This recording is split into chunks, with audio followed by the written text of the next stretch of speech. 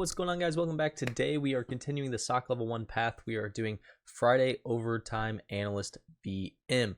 So this one is actually a pretty fun one. It's Friday Overtime. It gives you a real scenario where they kind of tell you, looks like my battery's low. They kind of tell you that the whole scenario is that you're this panda guy, whatever, you're getting ready for a weekend, you're having fun, and then you get an alert, right? So this is kind of all too true for a lot of analysts. A lot of people in cyber have had this happen where they're all fired up for a weekend and then boom, all of a sudden your weekend's ruined. So let's go ahead and dig into it, see how we can analyze it. You can see I already have some of the stuff you're going to need up here, so that way we're not sitting there clicking around and wasting time. Before I get started, guys, I want to say thank you so much. We reached 20,000 subs. Thank you guys so much. I never thought I'd get there because I never was trying to get a bunch of subs. It was more just trying to help people out. So I really appreciate everything you guys have done, all the support, everything like that. The Patreon videos are going crazy. If you guys don't want to join the Patreon, some of the posts, depending on if they're good, when I say good, if they're really real world posts, I will sell them. Patreon only lets me lower it to $3 per video. So if you want to check them out, you can join as free, and then every month you get a free one as well. So if you want to support the channel, check out the Patreon. Also check out the Discord. There's a yearly CTF in there. So at the end of the year, we're going to do a CTF again, and that's always really fun. So let's get started. So hello, busy weekend, right? So, okay, we're getting ready, blah, blah, having a good weekend. And then all of a sudden, boom, you get this alert on your CTI platform, which is your Cyber Threat Intelligence platform, right? And when you get it on there, it says you're the only analyst left. Damn, that means you have to stay, right? So quickly you took charge of the situation with a deep breath, a focused mind, and longing desire to go home. You began the process of downloading the samples, right? Making sure they were contained in a secure environment, running the samples through preliminary automated malware analysis. So you got at least a general overview. Deep diving into the manual analysis, understanding the malware's behavior, correlating findings with global threat intelligence databases, compiling comprehensive report. So there's one thing that I see a lot of analysts do here. This is really good steps you should take. But one thing I see all the time is I see when malware gets put on a system, whether that's like you're the analyst and you caught it, or whether it comes to you after, whatever. I see all the time where people say, okay, let's start doing malware analysis. Let's break it down and figure out how it works and da-da-da-da-da-da-da, right? Well, that's fine, but check, the one thing I tell people is check first, because a lot of that is probably already been done for you. What I mean is go look at all these cyber threat intelligence, look at different resources, things like that. And guess what? Why am I going to, one of the things I get asked a lot is, why don't you analyze the malware? Why am I going to analyze it if it's already been seen in the wild? That means somebody already analyzed it for me. I don't need to go break it down. And a lot of people struggle with that because their initial thought is they want to go in there and they want to analyze and break it down and dissect it and everything else. And it's like, that's great, but that's a waste of my time if somebody's already done this work, right? I don't like doing work that people have already done, because I'm not going to do it better than the people that are doing this for a living, the researchers, right? Because that's not my job. I'm a pen tester, I'm analyst, or whatever, right? So typically I rely on them. So first thing you're going to do, go right here. Whoops, I actually minimized it. Go right here into the website. So when you log in, you'll see this website. Give it about 5 minutes to start up, because the website does take a little bit. And then you can log in here. For me, the credentials were already saved, so I didn't have to do anything. I just clicked on it and then boom. Once you log in, here's what you see. And you can see your name is Erica Tracy. We have an urgent malicious malware artifact. So we click on it. You can see it came in on Friday, and we've got some samples here. Go ahead and download the samples. You're going to need them. So download them onto the machine. Once you download them, you can just right click here and you can open them with Archive Manager and extract them. That's what I did. The password for them is Panda321 right there. Panda321. So extract them, get them downloaded, be ready to go on that. And then let's start answering some questions. This is a pretty easy box, but I like how they jump from thing to thing, because it is how you really would operate. So who shared the malware samples? So firstly, there's making sure that you're actually looking at this stuff, right? So it infected over 9,000 systems. This is an unknown or suspected rat. So here's what I'm talking about when I say don't give yourself too much work, right? If it's got over 9,000 systems already infected, that means somebody's already analyzed this, because that's why it got flagged, right? It got flagged because it's already known malicious. Somebody already knows what this is going to do, right? So, and you'll see that because all these sites have it listed as malware, right? So there's no need for us to go through and break down what it's going to do. We can just look it up, right? We don't need to go reverse engineer and look at the code and all that stuff. So the first thing is, who gave us these samples? Well, it says here, your prompt attention, blah, blah, let's work together. Warm regards, Oliver Bennett. So he's the one that gave it to us, right? So there you go. Oliver Bennett's the one that shared it with us. Perfect. So what is the SHA-1 hash of the file of PRSMDLL? Well, we just go here, right, to our downloads. And then there's our PRSM. And we just say SHA-1 sum. There's your SHA-1 hash. Really easy, right? You can just get your SHA-1 sum. There you go. Go over here. There's your SHA-1 sum. Very easy, right? So we're starting to break it down. You always take the hash. The reason you always get the hash is because you need to be able to validate that didn't change. Because some malware actually changes itself. You know, it'll detect certain things. It'll detect if it's in a sandbox, et cetera, et cetera, et cetera. And it will change. So make sure it doesn't change. So that's one thing. You want to make sure that it's the same file that they shared with you. It's the same file you're getting. Because if something happened, you need to know. That also is, if you guys have never been in an actual investigation or anything like that, for legal reasons, you have to be able to prove this, right? So just because you're an expert or whatever and you say this malware was going to do X, Y, Z doesn't mean the court's going to go, well, he said it, right? You have to be able to prove it. What I mean by that is you have to be able to make a repeatable process, meaning if you don't believe me, go analyze it yourself, right? Or I can have another expert analyze it, and you can prove they're analyzing the exact same thing because the hash will be the same. Because that's what the argument will be, right? In a court case, if you don't have hashes, the argument will be, well, we don't know that they didn't change it, right? We don't know that. Well, if I can show you the original, and I can give you the hash of the original, and then I can show you the one we analyzed and give you the hash of that, and they match, you can see I did not edit this, and here's the analysis, right?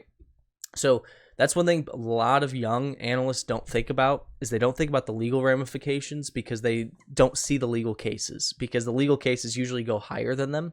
And so I see that a lot where they miss little steps and they're like, dang, I made a mistake, right? And they don't think much of it. But then if that case ever gets up to a court case or something like that, it is a very big deal. And so that's why those are harped on so much, right? So which malware framework utilizes these DLLs? Well, this one, you just had to Google. Just Google this PRSMDLL because it says which framework utilizes these DLLs. And when you Google it, you get this website, We Live Security and Evasive Panda APT Group, right? And you can see it's just going to tell you a little bit about it. As you scroll down, you can see they've got multiple names. So if you go to like MITRE, they're going to have like these extra names, blah, blah. But you see here, it says the group implements its own custom malware, right? Well, it's known as MGBot. So there you go, MGBot. So the thing I like about this box is because it makes you step outside of Tryhackme for a second, and not every tool you need is sitting in Tryhackme ready to go. I like that because that's the reality. The reality is you are going to have to, at times, research, Google, go through sites, articles, et cetera, and find your information. So a good example of that was when the CrowdStrike attack happened. There was no CrowdStrike attack. There was no CrowdStrike attack. When the CrowdStrike outage happened, right, we were researching, and there was a lot of articles that were saying it was Microsoft's fault at the time, right? So we're sitting there going, Microsoft's having an issue? Oh, crap. That means everything's going to go down, right? But the reality was it wasn't Microsoft. And so we had to keep digging. And then we had to test, right? Because the people were saying it was Microsoft's issue. Let's look at Microsoft. We didn't see any Microsoft issues. And then we had to dig into what happened around that time, right? And we noticed a CrowdStrike push, right? So things like that, like you have to kind of do your own research. You can't just trust every article. So now which MITRE attack technique is linked to the PRSM DLL? Well, this one's actually pretty easy because you could just go Control F and say PRSM. And there's 3 examples, right? There's 1, there's 2, and then the third actually has a MITRE attack technique ID. So we say T1123, right? Well, then it's going to ask us, what is the CyberChef defang URL of the malicious download location first seen on 2020-11-02? This sounds like a pretty complex thing to ask. Well, first off, a defang URL, if you don't know, you notice these are in brackets. That's just so that you can't click on it. That's all it is. The defanged URL just means they've removed the ability for you to click on it on anything. It won't work. It's not a link anymore. That's all they did. The context is still here, right? The content. It's still HTTP, update, browser, qq.com, blah, blah, blah, all that, right? I could take this and make it a working URL if I wanted to, but why would I want to for an analyst, right? Keep it defanged whenever you're putting it in reports, things like that, because what you don't want to do, a lot of people I see don't really understand the defang part because they're like, well, don't click on it, right? But the thing is, you don't want to send a report to an executive or send a report to somebody who's not really paying attention or whatever, and they accidentally click on it, and now you spread the malware in your systems. And I know a lot of younger people will say, well, that's silly, like, just make sure they know, right? But when you get working in a large corporation, when you get higher up, right, there's a lot of people involved in these things, and a lot of the people are not IT or cybersecurity experts. They are going to see that, and they're going to say, oh, the expert sent me something, I need to check it out. And they're going to go through, and if it's a 5-page document, they're probably not going to read 5 pages. They're going to look for a paragraph where they can just get the basics, and then they might see that link and they might click it. And I'm telling you, it happens. That's why defanging exists. So how do we get this, right? What is the CyberChef defang URL of the malicious? Well, the fun thing is, if you go here, right, you can actually find it again. Now, you could go here to T1123 and click on it, and you would actually get, if we click on it, whoops, didn't mean to open a new window, but you can see it's an audio capture.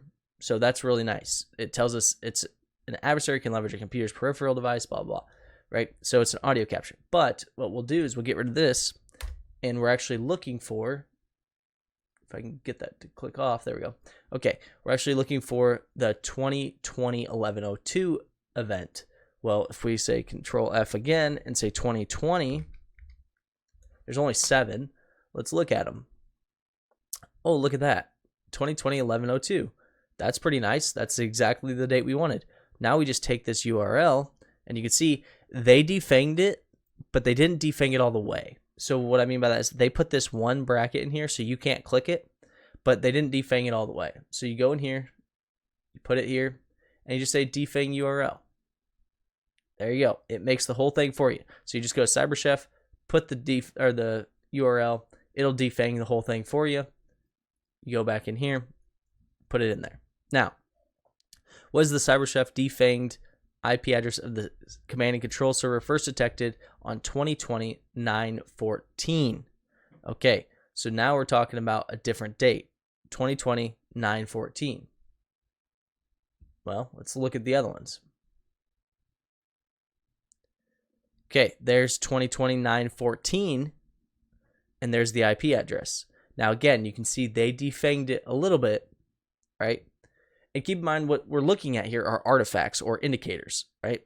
So what we're looking at is this is somebody that did a full breakdown of this attack, of this campaign, right, and this APT, and they have all their indicators, IOCs, indicators of compromise.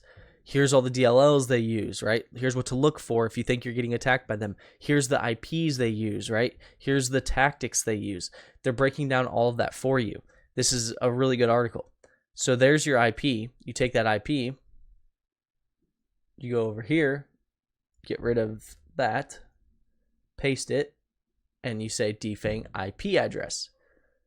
And you have to get rid of this bracket for it to read it correctly. But there you see, all it does is put a bracket in between each one. Very easy, very nice. There you go. So now, what is the SHA-1 hash of the spy agent family spyware hosted on the same IP targeting Android devices on November 16th? Now, Some of you might say, what do you do here? Well, I'll tell you, anytime I have an IP or a URL that actually is sketchy, I'll say, one of the first places I'll go is just virus total. Let's just see, has anybody else reported this, right? And you can search for anything here. So we'll search for IP. And you can see, looks like 5 people reported this. So 5 people have reported this bad. Means it could be bad. A lot of people reported it clean, the IP itself. Most likely it was a rented IP. And so it was bad for a little bit. Some people reported it. It got shut down, whatever. People got it. Well, now you're going to ask, we're looking for the SHA-1 hash of the spy agent family hosted on the same IP. So how do we get what the spyware is, right? Well, we're looking for relationships because we have the IP, but what relationships do we have with it? Well, you can see there's a file here that was actually associated with Android, and here's the name of it.